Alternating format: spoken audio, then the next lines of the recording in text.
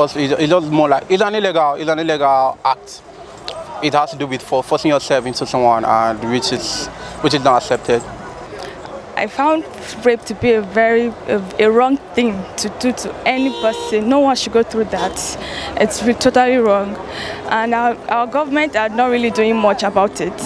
The cases I've heard and people that have been through that, they don't come out, and if they do come out, they don't really undo their cases well.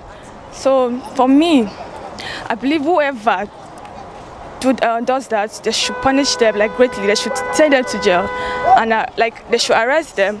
Make sure they send them to jail. Rape. So men are raped? Yes, of course. Men can be raped. These days, men are the receiving end. In the life now, in this our current one, women has weaponized rape. When they are coming for you and you say no, they term it rape, or they want to harm you when you're in a maybe lonely place. Maybe they have visited you once. Some do it. They weaponize rape now. Once someone is successful, you start hearing rape, rape, rape. I don't think there should be a universal definition to what rape is, because different persons have their own different takes. For me, on both sides of male and female gender, rape is unprepared, unexpected sexual harassment or sexual advances that could be made on both sides of the gender. So it can actually come out from both the guy or the girl. Sometimes it's difficult to actually determine in law, you understand? Because once it happens, that is when the physicians will actually determine, has it taken, whether there was the physical contact. And sometimes about rape may go beyond mere physical contact. It could be an assault, could say an attempted rape, where maybe the opposite sex is forced into a relationship he doesn't give consent to, you understand? But in all of these, society frown at them, that they are under unacceptable vices. If you are caught, I think you should report. If you catch anybody in the act of rape, I think you should report the person to the appropriate authorities.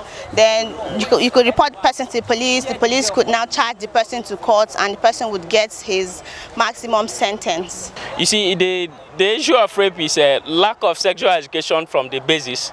A lot of persons who has grown into adulthood today never have what it takes, to have this pre-knowledge of sexual education, the psychological effect of sexual education on somebody. All these things are actually contributing to all what is happening. So by and large, it's a background check situation. Rapes a woman. I had a friend in school, a very close friend. In fact, we were roommates in school. He died some years ago. He was a rapist, So from the experience I had with him, I got to know that rape is a spirit. Why I say so is because if you see this guy I'm talking about, he was a fine young man that any girl he approaches, in fact, the two ladies he raped while we were in school confessed that they were actually waiting for him to approach them, and if only he had asked them for sex, they would have given it to him freely. One of the ladies he raped said that on the night he raped her, he toasted her in the morning, and she accepted, only for the same man to come back in the night to rape her. So you see, it's not an ordinary thing. So it's a spirit. So it's something that we need to deal with spiritually.